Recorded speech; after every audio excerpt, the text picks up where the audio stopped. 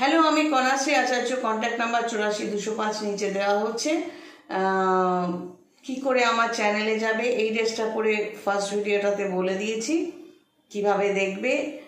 আর জ্যোতিষের মারপ্যাচ বলতে যে ভিডিওটা করেছি এই ড্রেসটা পরে, ওটাতে মোটামুটি জ্যোতিষের ম্যাটারটা বোঝানোর চেষ্টা করেছি খুব সংক্ষেপে। তো আজকের সাবজেক্টটা হচ্ছে 6, 8, 12 হাউস। তো লগ্ন রাশি আগের ভিডিওতে বলেছি, এই ড্রেসটা পরে যে ফার্স্ট আগের ভিডিওটা, এইটার আগের ভিডিওটা। তো দেখো, তোমার যদি ছকে ষষ্ঠ ঘরে, অষ্টম ঘরে বা দ্বাদশ ঘরে যদি এটা লগ্ন হয় তার দ্বাদশ ঘর, এটা রাশি হলে তার দ্বাদশ ঘর। এবারে অ্যান্টি ক্লকওয়াইজ গিয়ে ষষ্ঠ ঘর আর অষ্টম ঘর বের করে নাও। তাহলে ষষ্ঠ, অষ্টম, দ্বাদশ ঘরে যদি মঙ্গল থাকে এবং তার সাথে রাহু যুক্ত হতে পারে, শনি যুক্ত হতে পারে, কেতু যুক্ত হতে পারে, তো যখন নেগেটিভ কানেকশনগুলো তৈরি হয়ে যাচ্ছে, তোমার জন্মছকেও রয়েছে, এবার কানেকশনটা তৈরি হয়ে গেল, তখন একটা নর্মাল চলছে একটা মানুষও হঠাৎ করে কেস কামারির মধ্যে, হঠাৎ একটা ক্রাইমের মধ্যে পড়ে গেল, বা হঠাৎ করে হসপিটাল বা নার্সিংহোমে যেতে হলো। এবার হসপিটাল বা নার্সিংহোমে যাওয়া বা ক্রাইম করা, এইটাকে আমি স্প্লিট আপ করছি। ক্রাইম, কোর্ট বলতে সেখানে পুলিশও যাচ্ছে আবার ক্রিমিনালও যাচ্ছে। এটা এস্টাবলিশ করতে যে সে আদৌ ক্রিমিনাল অথবা ক্রিমিনাল নয়, সেটা জাজ বিচার করছে, উকিলরা লড়াই করছে। তাহলে মঙ্গলের কানেকশনটা, ধরো একটা পার্টিকুলার ডেট, এই ডেটে মঙ্গলের কানেকশনটা তৈরি হবে সেই জাজের জন্য, বা জাজের হয়তো দেখা যাবে মঙ্গলটা সবসময়, যেহেতু সে একটা পজিটিভ জায়গায় আছে, তার জন্মছকে মঙ্গলটা স্ট্রং হাউসেই আছে, তারটা নেগেটিভ হবেই না। এবার বাকি থাকলো অ্যাডভোকেট, উকিলরা যারা কেসটা নিয়ে লড়বে, সেই দিন তাদের ডেট পড়ছে, হিয়ারিংয়ের ডেট, তখন অর্থাৎ মঙ্গলের একটা কানেকশন সেই দুজন অ্যাডভোকেটের তৈরি হলো। যে পুলিশ, সে যে ডেজিগনেশনই হোক, সেই ক্রিমিনালকে নিয়ে ওইখানে যাবে, সেদিন দেখা গেল তার মঙ্গলের একটা কানেকশন তৈরি হয়েছে। মানে সেটা দশাতেও হতে পারে, পুলিশকে যেহেতু মাঝে মধ্যেই যেতে হয়, তখন নর্মালি ওটা দশা অন্তর্দশার মধ্যেই পড়ে যায় তারা। মঙ্গলের কানেকশনটা হলো কোর্টের কানেকশন। যখন এভিল প্ল্যানেট, নেগেটিভ প্ল্যানেট সেটাকে দেখছে, তখন স্বাভাবিকভাবে একটা কোর্টে, থানা, কোর্ট এগুলো বোঝাচ্ছে। হাসপাতাল, নার্সিংহোমও বোঝায়, সেটা পরেরটাই বলছি। তো ঠিক যে ক্রাইম করে ফেলেছে তারও ডেটটা পড়বে সেই সময় যখন তার মঙ্গলের কানেকশনটা হবে। এবার যে ক্রিমিনাল যাচ্ছে তারও মঙ্গলের কানেকশন, যে পুলিশ তারও মঙ্গলের কানেকশন, যে অ্যাডভোকেট তারও মঙ্গলের কানেকশন, যে জাজ তার জন্মগতভাবেই মঙ্গলের কানেকশন। তো জাজ, পুলিশ, উকিল এদের ডেফিনেটলি পজিটিভ, কিন্তু সেই ডেটে মঙ্গলটা নেগেটিভ শো করছে কার? সেই ক্রিমিনাল।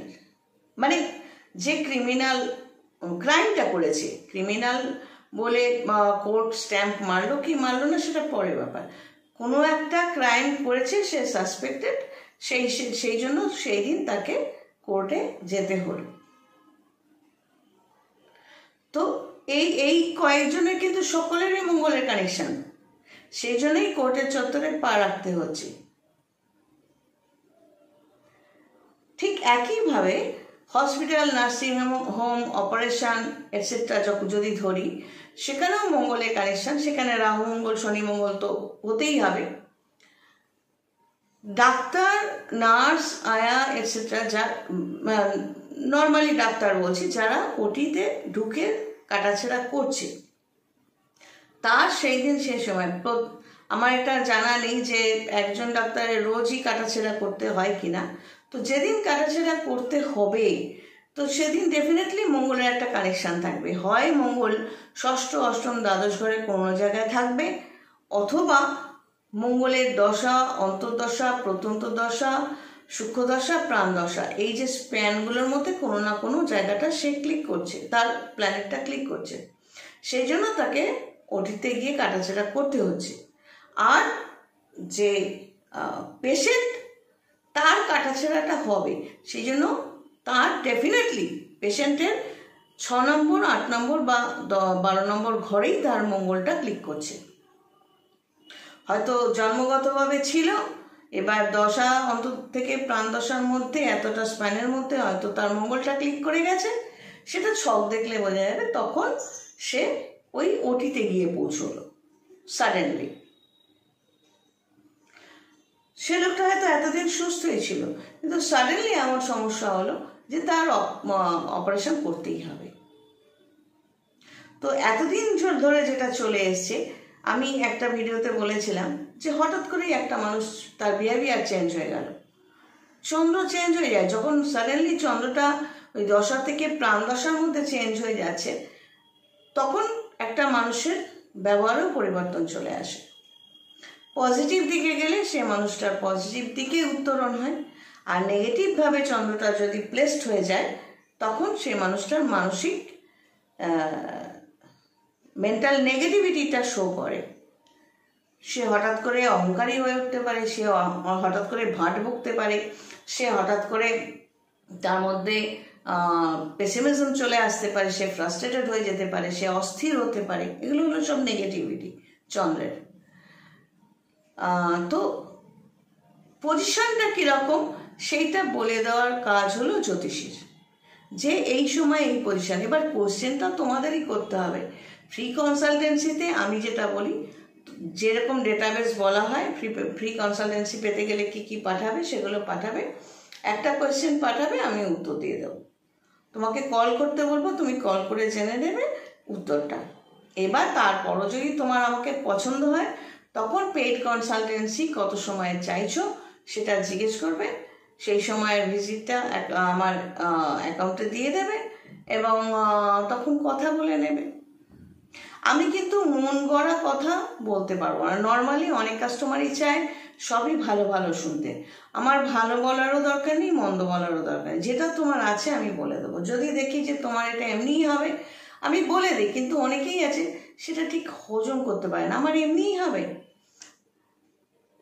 তার হয়তো এমনিই সেটা হবে, সে চেষ্টা করলেই হবে, সে সেটা মানবে না, তখন আমাকে তার পছন্দ হবে না।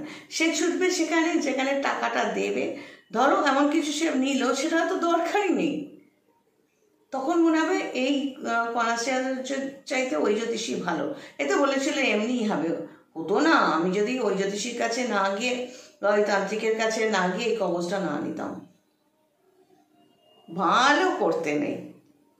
যাই হোক, আমি আমার মতো বলে দিই, তো যেটা তোমার অটোমেটিক্যালি হওয়ার হবে। ছোটোখাটো নিয়ম পালন করলে, কর্মটা ঠিক রাখলেও অনেক সময় হয়ে যায়, সেটাও বলে দিই। যখন কাজ করতে হবে, নাহলে এটা হবে না, সেটাও বলে দিই। এবার অপশন ইজ ইয়োর্স, তুমি কিভাবে নিজেকে চালাবে। সবাই ভালো থেকো। God bless and take care.